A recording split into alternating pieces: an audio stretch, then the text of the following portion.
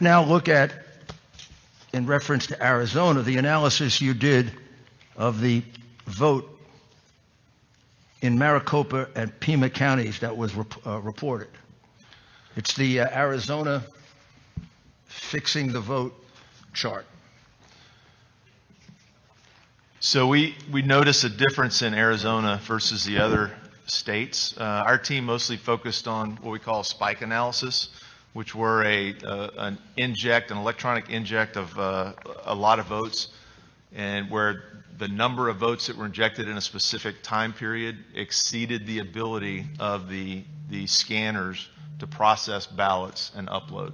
So basically it's a signal of a potential anomaly where we would want to go in and do forensic analysis on the ballots that were processed in those batches to analyze. The way that these systems work is that you can run votes in, run votes in, run votes in, and if you get write-in ballots or error ballots, it just accumulates them into a batch file.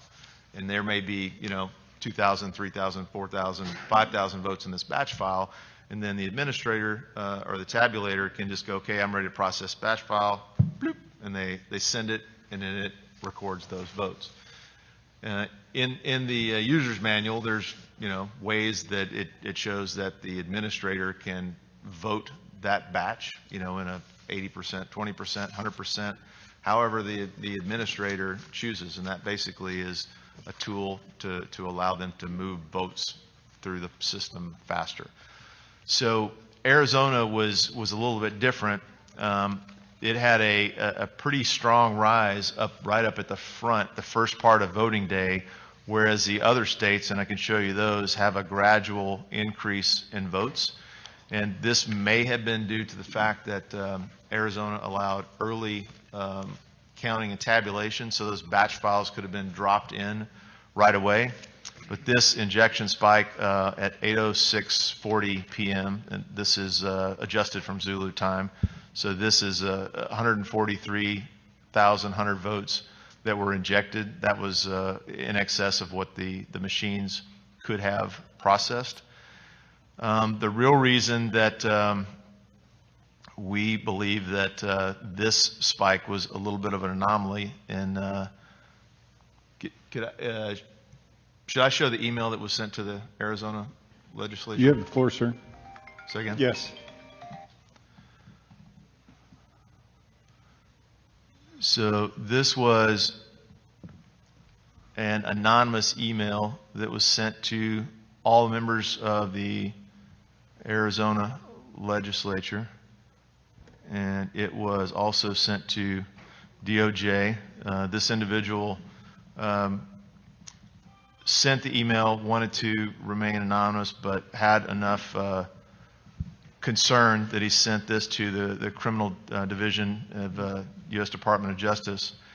He did not want to be included in the investigation, but the information that they recorded was what we would like the opportunity to investigate on your behalf, or a forensics team of your choosing. It doesn't matter to us, but it says that please be advised that Pima County Recorder, located at 240 North Stone Avenue, Tucson, Arizona, in Pima County, Arizona, and the Democratic Party added fraud votes in the initial count to the vote by mail totals released at 8 p.m. on November 3rd, 2020.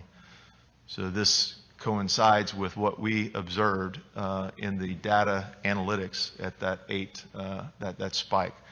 We weren't aware of this email until after the fact. So there were approximately 35,000 fraud votes added to each Democratic candidate's vote totals. Candidates impacted include county, state, and federal election candidates. Through the utilization of the automated ballot count machines in Pima County elections, which were not Dominion, but they have the same pretty much functionality. My understanding is that 35,000 was embedded into each Democrat vote totals. Below are the meeting notes. In a meeting I was invited to by the Democrat Party in Pima County, Arizona on September 10th, 2020, no phones or recording devices were allowed. A presentation was given, including detailed plans to embed 35,000 in a spread configured distribution to each Democrat candidate's vote totals.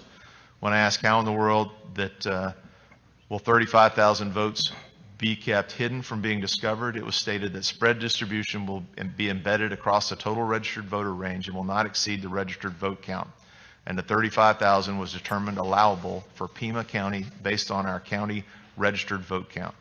It was also stated that total voter turnout versus total registered voters determine how many votes we can embed. This embedding will auto-adjust based on voter turnout. Because the embed votes are distributed sporadically, all embedded votes will not be found. If audited, because the embeds are in groups of approximately 1,000.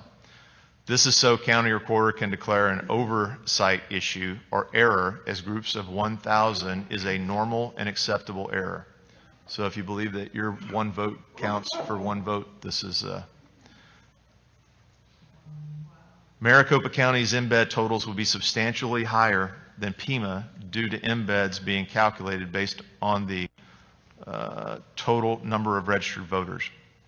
When I asked, has this ever been tested and how do we know it works? The response was yes. This has been tested and has shown significant success in Arizona judicial retention elections since 2014.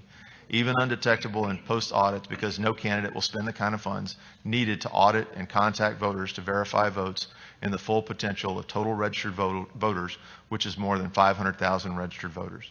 This year, our Secretary of State has removed precinct level detail for election night releases so candidates can't see precinct overvotes. This is what I have from the meeting. Just thought I'd report this. Not sure if you can do anything since I was unable to have a recording device in the meeting.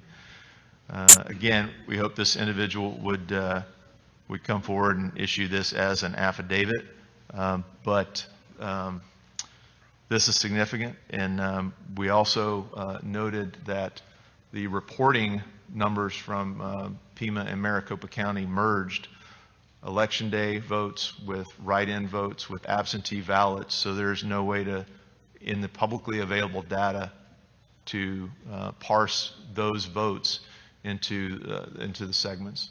And I believe we noted in a piece of information that was provided to you that Maricopa County had 1.9 million mail-in ballot requests.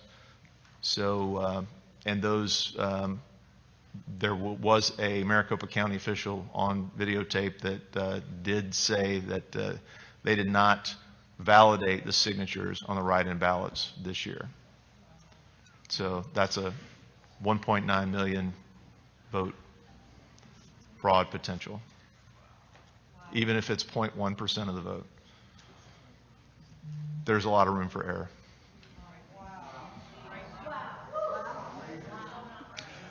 Could we just review that quickly for 1 second so we get it right? Ladies and gentlemen, please, I know that you're passionate about this, but there are a lot of people in this world that want to hear this, and if we can't hear the witnesses over remarks, that deprives people of hearing the truth.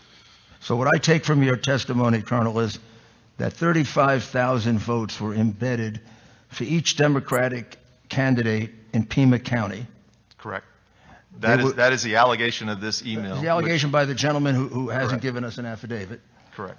That they were distributed based on the voter turnout carefully so they wouldn't look suspicious.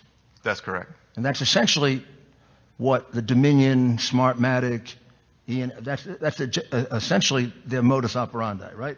That's their They don't just put CTP. in 10,000 votes. They put it in carefully so it's hard to detect. They move the algorithms around to different precincts until they get the aggregate number that they want and need, and then they shift the algorithms to other precincts. Did the Democratic candidates who got the benefit of those 35,000 false votes include Biden and Harris? According to this email, it was all local and federal races. So if that were true, then the result of the election is totally opposite the one that they're so anxious to certify. Correct? Yes, sir. Now, and again, this you would need email the was sent to every Arizona legislature that I'm. Now, we don't know if the gentleman is telling the truth or not. Correct. But would it be possible, if you had the machines in Pima County, to be able to see if there's evidence of this? In order to do that, there would have to be a full forensic audit from the the USB that drives the voting to the PCM CIA cards, to the tabulators, to the routers. Well, I'm just to the asking, servers. could it be done if you had Yes. the will to Yes, do sir. it? Yes, sir. If you wanted to find out if the vote in Pima County were honest or not, wouldn't you do it? Yes, sir. And without doing it, you really have no idea. That's correct. And the machines used in Pima County are different, but are they that much more secure? These systems, they all have similar vulnerabilities. Our team focused on Dominion. Our partner team focused on ES&S, and they're very similar as far as vulnerabilities. Now, did he say anything that suggests the same thing happened in Maricopa County? This gentleman appeared to be an IT specialist in Pima County. So he only wrote allegedly to what he observed. And do we have any knowledge that anyone from the state of Arizona attempted to look for him? I believe the legislators, some of the legislators did try to locate this gentleman. Anybody from law enforcement? Not that I'm aware of.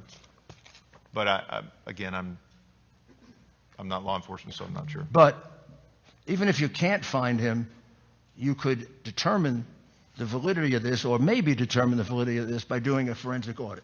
Correct. There's an available scientific tool that would tell you, I mean, did Biden get 35,000 phony votes? That's correct. And it's not being utilized, as far as you know, by the state of Arizona. Pima County, I believe the total vote total was less than a million in Pima County. So it would be possible and feasible to do a full audit, a ballot audit